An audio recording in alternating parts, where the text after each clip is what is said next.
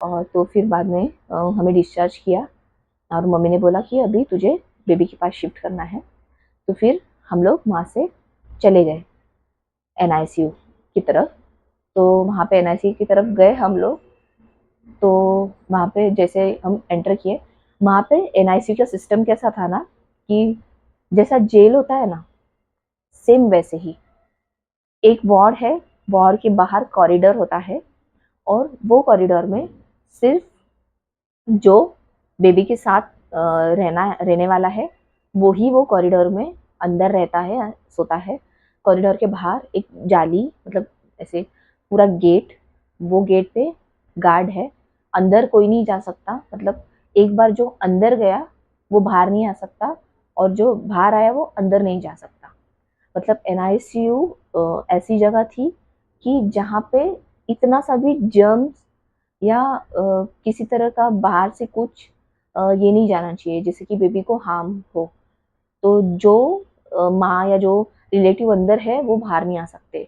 अगर उनको भी खाना पीना भी देना है तो वो जाली की गेट में ना ऐसे बॉक्सेस थे, तो बॉक्स में से पास करना है और वैसे अंदर लेके जाना है खाना, अपना खाना है।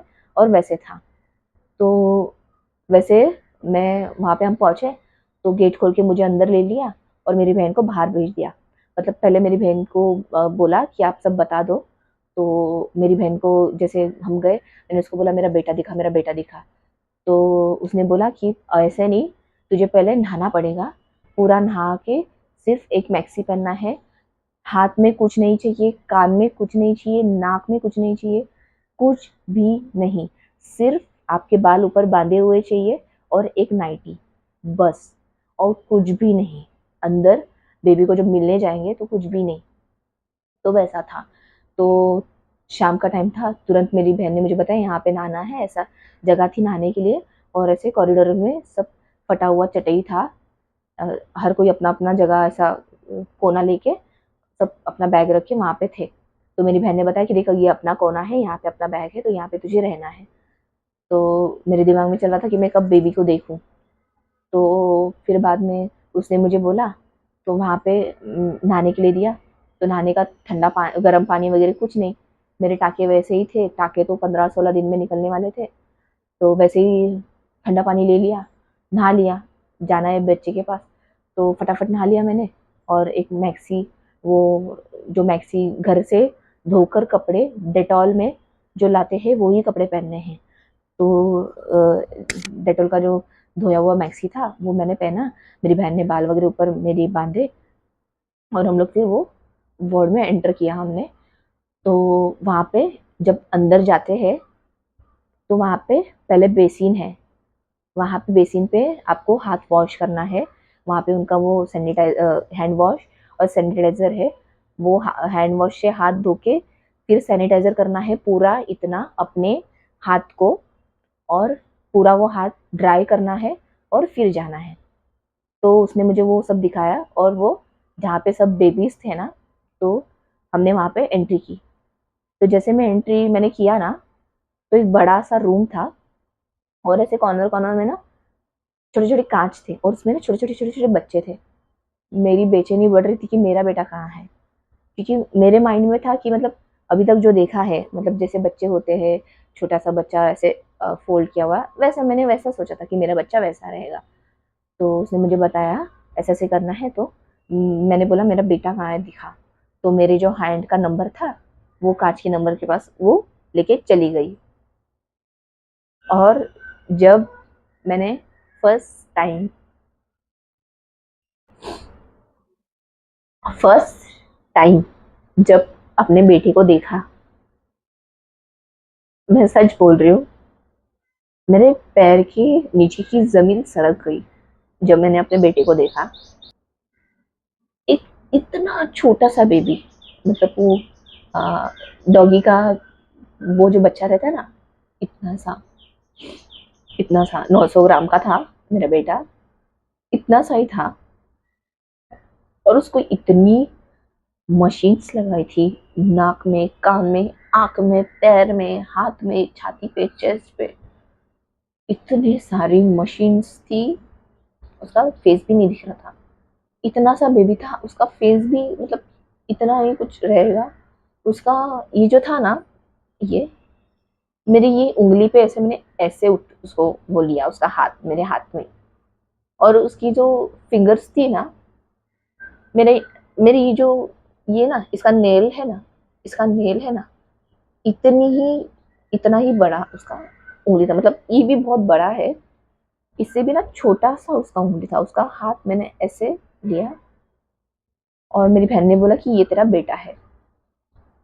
तो अ, मैंने देखा उसको, उसका आग भी नहीं दिख रहा था, क्योंकि उसको वो काबिल भी हो गई थी, तो उसके आग पे भी पट्टी था, मुंह में कुछ पाइप था, और मुंह से कुछ व्हाइट कलर का ऐसा ना कुछ निकल रहा था, कुछ गंदगी निकल रही थी।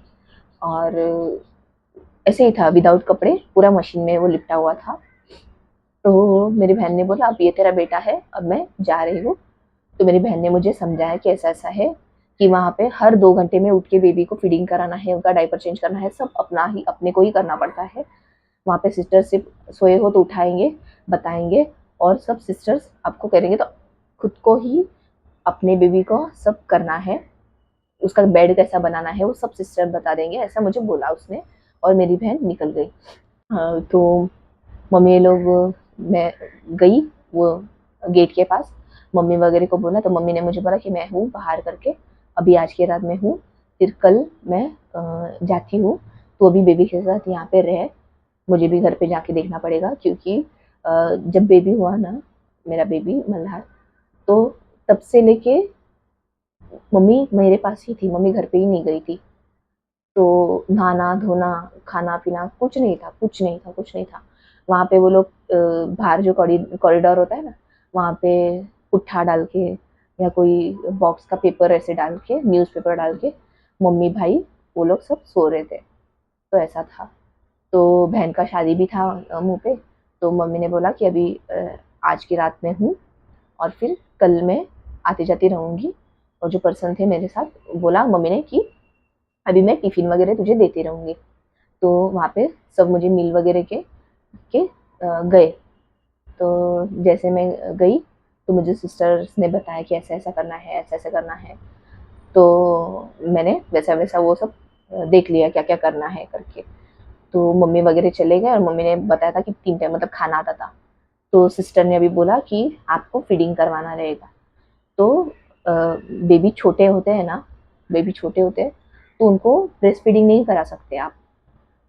माटी और चम्मच होता है, तो वहाँ पे ऐसा ट्रे रखते थे वो लोग। वो ट्रे में पूरा वो वाटी चम्मच जो भी है सारा बॉईल करके आता था गर्म पानी में। आपको हाथ धोए बिना आप उसको हाथ भी नहीं लगा सकते वो वाटी को। इवन वो वाटी भी हाथ से नहीं लेना है, उनका वो कुछ चिमटा था उससे लेना है। तो वैसा था। तो ब्रेस्ट फीडिंग नहीं करना, मतलब पिलाते थे आपको। आपके ब्रेस्ट से वाटी में दूध निकालना है, और फिर बेबी को वाटी और चम्मच से पिलाना है, वैसा था। तो 7 मंथ था, 7 मंथ हुआ था। तो मुझे तो ब्रेस्ट मतलब फीडिंग ही नहीं रहा था, ये मिल्क नहीं था। तो वहाँ पे स्टार्टिंग स्टार्टिंग में जब मैं गई, तो वहाँ पे सारी जो लेडीज थी वो वाटी में अपना दूध निकालती थी और पिला के चली जाती थी, और मैं अकेले पागल की तरह ऐसे दूध निकालने का ट्राई करती थी। दूध ही नहीं निकलता था। कभी कभी 2-3 बूंद निकलते थे, कभी वाटी गिर जाता था मेरे हाथ से, कभी कुछ मतलब मिल्क ही नहीं है, दूध ही नहीं आ रहा था। कुछ खाया पिया ही नहीं था, ध्यान ही नहीं दिया था खुद पे। तो वैसा था वो। तो मम्मी को मैं बाहर जाके रो रो के फोन पे बताती थी कि मम्मी मुझे दूध ही नहीं आ रहा है, मैं कैसे करूँ, क्या करूँ।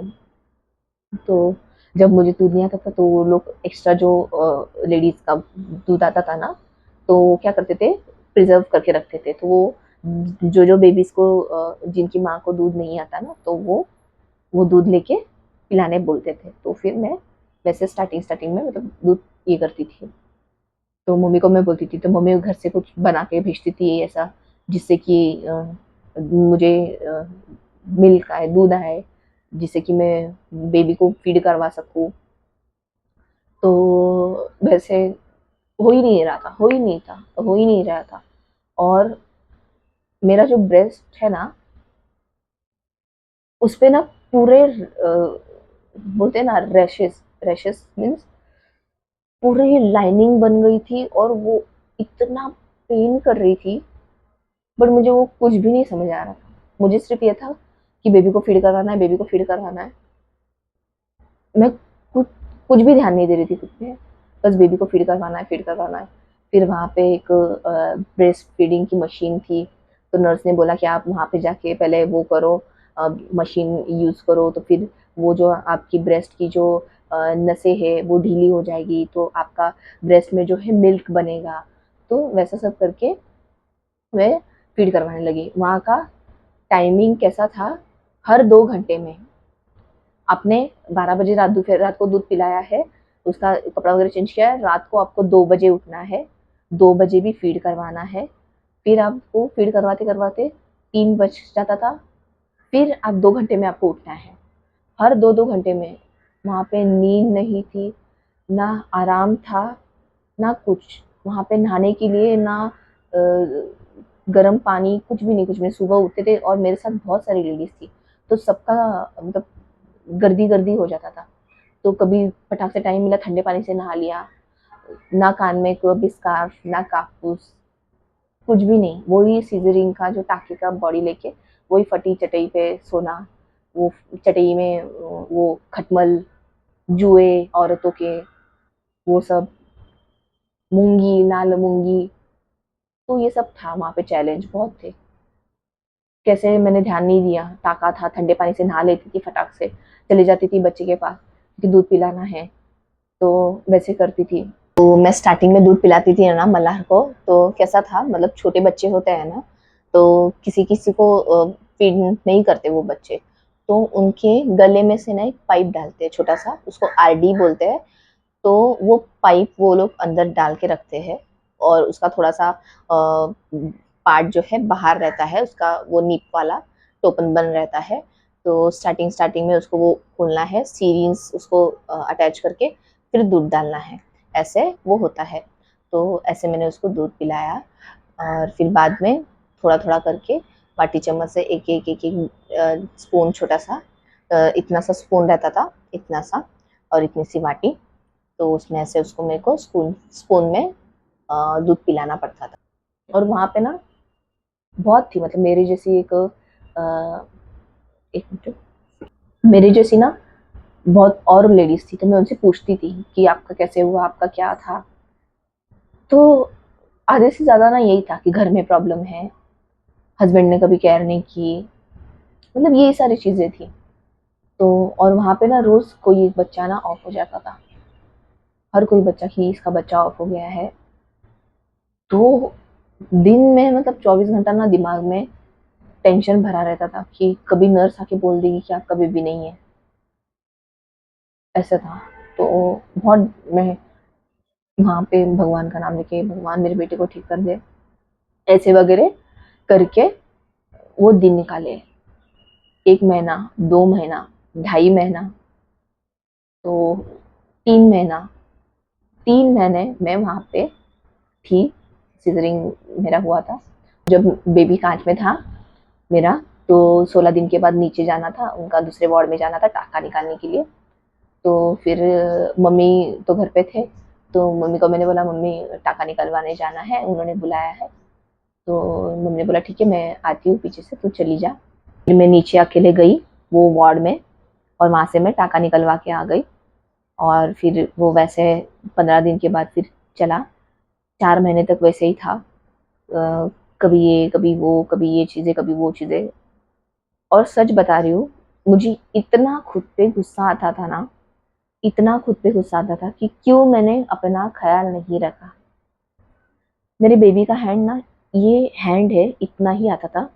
वो डॉक्टर्स ना रोज आते थे सुबह, वो छोटा सा हाथ लेके थे, ऐसे इंजेक्शन से उनका खून निकालना, शुगर, बीपी, ये वो टेस्ट के लिए रोज खून निकालते थे।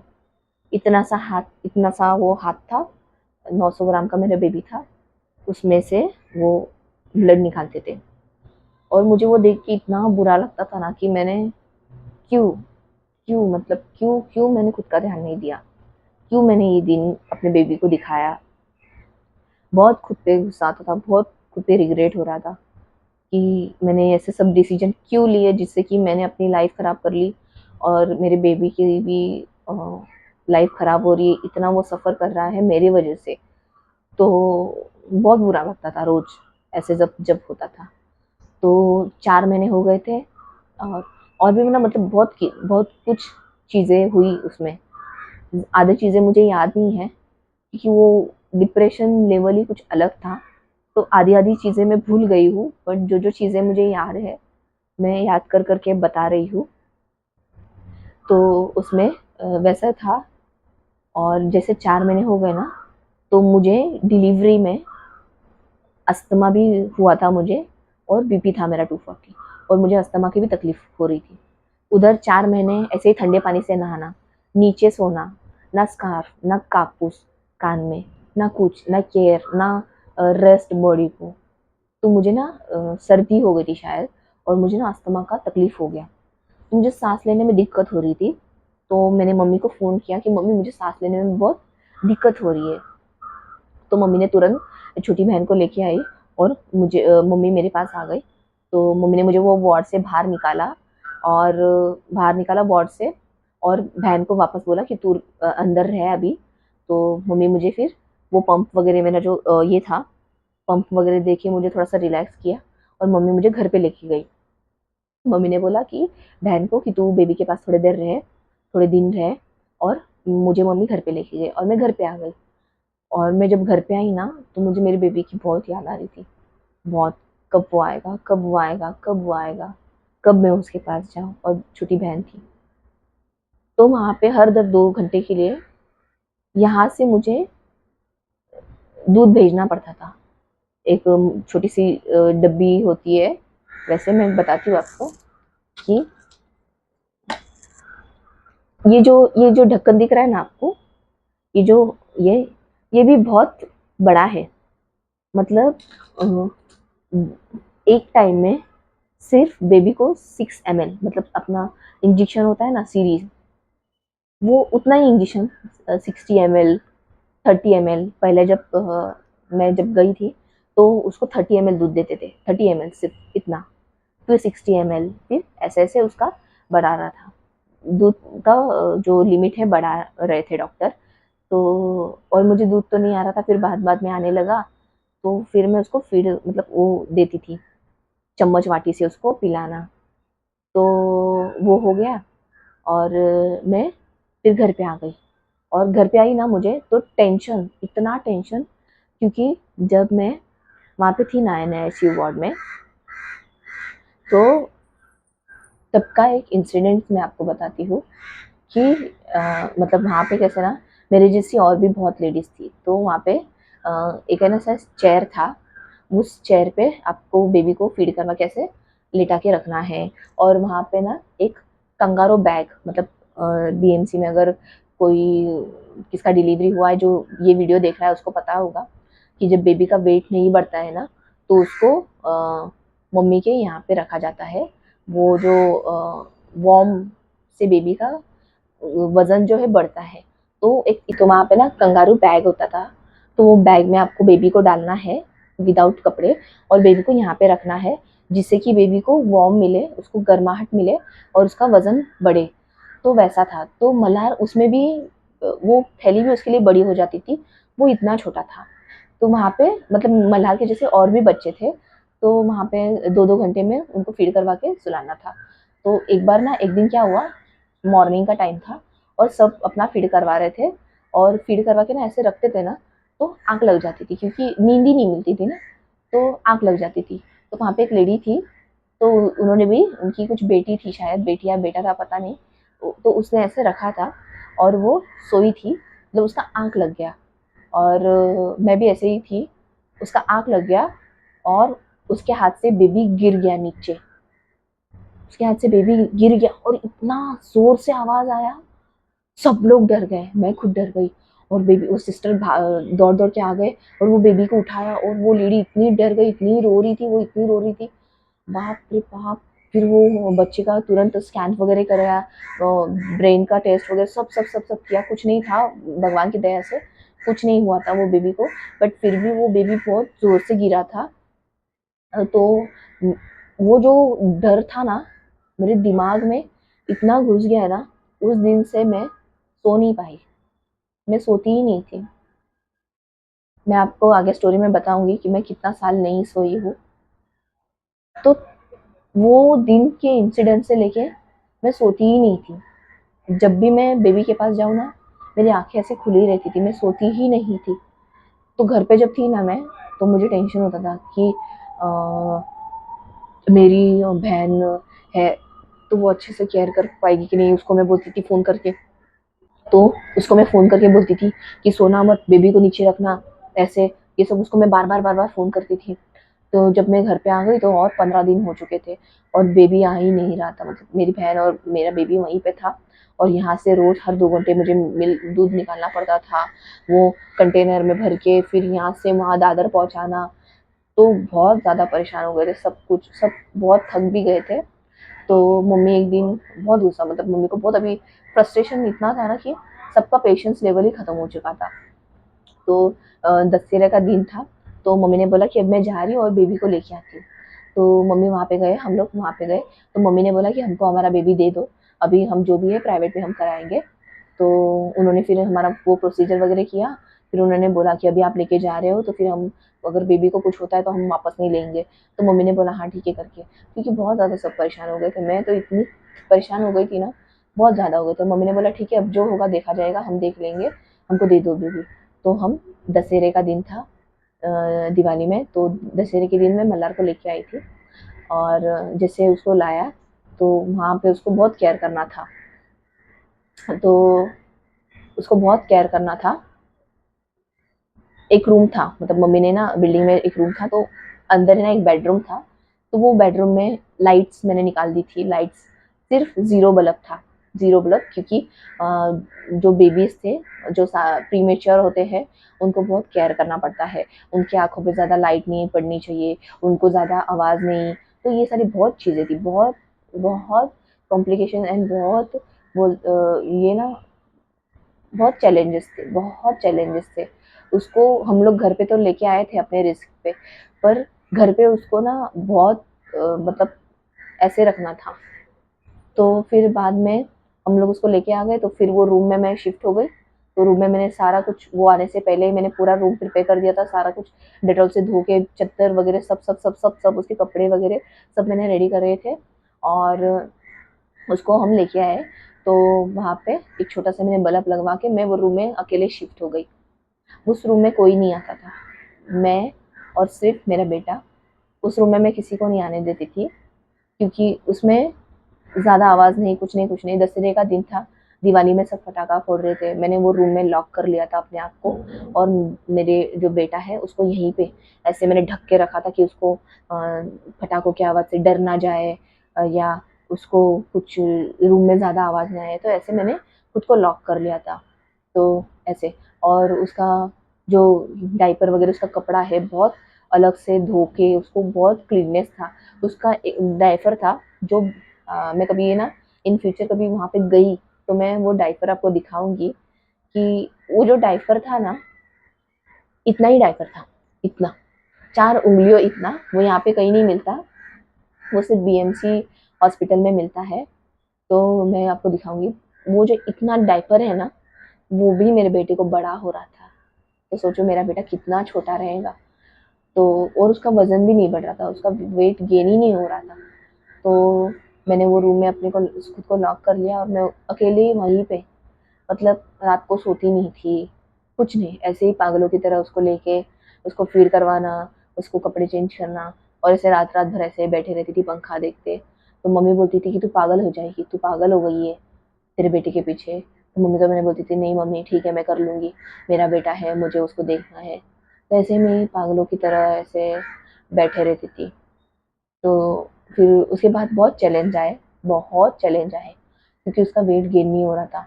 और मैं आपको फ़ोटोज़ दिखाती हूँ उसकी कैसी हालत थी। तो ये वीडियो मुझे लग रहा है बहुत ज़्यादा लंबा हो जाएगा, तो ये वीडियो मैं अभी यहीं पे एंड करती हूँ। घर पे आने की बाद की स्टोरी मैं आपको बाद में कभी शेयर करूँगी। तो उसका पार्ट 2 अगर आपको चाहिए तो प्लीज़ कमेंट में मुझे बता दीजिए कि आप पार्ट 2 आप लेके आइए, तो मैं जल्दी पार्ट 2 भी शूट करूँगी और मैं वो स्टोरी बताऊँगी कि घर पे आने के बाद मैंने क्या-क्या चैलेंजेस फेस किए, मैंने उसको कैसे मतलब 900 ग्राम का जो बेबी था, उसको मैंने कैसे हेल्दी किया, उसको मैंने क्या-क्या मेडिसिन्स मतलब कहाँ-कहाँ लेके मैं उसको घूमी, मैंने कितना स्ट्रगल किया, तो वो मैं नेक्स्ट वीडियो में आपको मैं बताऊँगी। सो सबसे ज़्यादा मैं कब डर गई कि मेरे मल्हार था, मल्हार के बाजू में एक काँच में एक बेबी था और वो तो 6 मंथ में हुआ था मतलब 6 मंथ में हुआ था और उसके जो पार्ट्स हैं ना डेवलप ही नहीं हुए थे, इतना छोटा था वो तो मल्हार से भी छोटा था। तो वो बेबी बट सर्वाइव कर रहा था। तो मैं थी, तो मेरे 1 मंथ पहले वो आए थे, जो लेडी थी उनकी मम्मी थी, उसकी मम्मी बेबी की। तो उसकी और मेरी मतलब अच्छे से बॉन्डिंग थी, हम लोग बाजू-बाजू में बैठते थे, तो हम लोग एक-दूसरे को हमारी स्टोरी कैसा पेन हुआ था, तो सब हम शेयर करते थे। तो उसका ये दूसरा बेबी था, फर्स्ट उसको लड़का था कुछ 5-6 साल का और ये उसका दूसरा बेबी था। तो एक दिन हम लोग ऐसे ही बैठे थे और जो लेडी थी, उनके हस्बैंड को बुलाया, तो वो डर गई कि मेरे हस्बैंड को क्यों बुलाया अंदर। तो हमने अंदर जाके देखा, तो उसका बेबी जो काँच में था, उसकी सारी मशीन्स ऑफ कर दी थी और वो बच्चे को व्हाइट कपड़े में ऐसे फ़ोल्ड करके रखा था।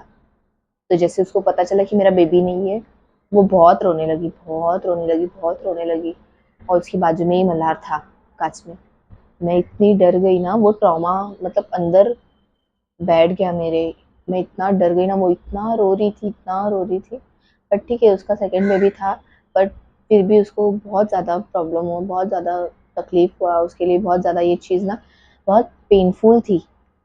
उसने भी यही केयर नहीं किया था, तो उसकी वजह से उसका 6 मंथ में डिलीवरी करना पड़ा था। तो ऐसे था, तो वो भी चीज़ बहुत ज़्यादा पेनफुल थी। वहाँ पे हर एक रोज़ सुबह ना नए-नए चैलेंजेस थे, जिसको फेस करना पड़ता था। तो वो टाइम ही बहुत गंदा था। मतलब मैं सोचती हूँ ना कि ऐसा टाइम किसी पे ना आए, किसी पे भी ना आए, कोई भी लड़की पे ऐसा टाइम ना आए। सो मैं ना वो हर लड़कियों को रिक्वेस्ट करूँगी कि जब भी आप आपके लाइफ में कोई डिसीजन लो ना, तो सोच समझ के लो। क्योंकि कैसा होता है ना कि एक डिसीजन से आपकी लाइफ खराब हो जाती है, आपकी लाइफ डिस्ट्रॉय हो जाती है और आपके आस-पास जो लोग हैं, जो आपसे जुड़े हैं, वो भी आपके साथ सफ़र करते हैं। तो आपके लाइफ में जब आप कोई डिसीजन लेते हो ना, तो उसको सोचो, समझो, जानो, सब चीज़ देखकर कोई लाइफ का डिसीजन लो, क्योंकि एक डिसीजन आपकी लाइफ डिस्ट्रॉय कर सकता है और हर किसी को ये मौका नहीं मिलता कि आप आपकी लाइफ की गलतियाँ सुधारो और फिर उनसे निकलो। तो मैं यही सबको बोलूँगी कि जब भी आप कोई डिसीजन लो लाइफ में, तो सोच समझ के लो, ठीक है? और अगर कोई जेंट्स ये वीडियो देख रहा है, तो मैं उनसे भी रिक्वेस्ट करना चाहती हूँ कि आपके घर में कोई भी लेडीज़ हो, आपकी बहन हो, भाभी हो, वाइफ़ हो, कोई भी हो, तो जब वो प्रेग्नेंट हो ना, तो आप उसकी हेल्प करो। क्योंकि क्या होता है ना, जब भी एक लड़की प्रेग्नेंट होती है ना, तो उसको ना अ, सबसे ज़्यादा अपने पार्टनर की ज़रूरत होती है और उसको ना एक कोई चाहिए उसके पास, जो कि उसको हर वक़्त पूछे कि आपको क्या चाहिए? तो प्लीज़ आप उनकी रिस्पेक्ट कीजिए, उनकी केयर कीजिए, उनको पैम्पर कीजिए। सो आज का वीडियो बहुत लंबा हो जाएगा, सो ये वीडियो मैं यहीं पे एंड कर रही हूँ। ऐसे ही मैं आपको नेक्स्ट वीडियो के साथ मिलूँगी। तो तब तक के लिए अगर वीडियो आपको पसंद आया हो तो प्लीज़ वीडियो को लाइक कीजिए एंड चैनल को सब्सक्राइब कीजिए। ऐसे ही एक नए वीडियो के साथ आपके साथ फिर से जुड़ूँगी मैं। सो तब तक के लिए bye. Thank you for watching.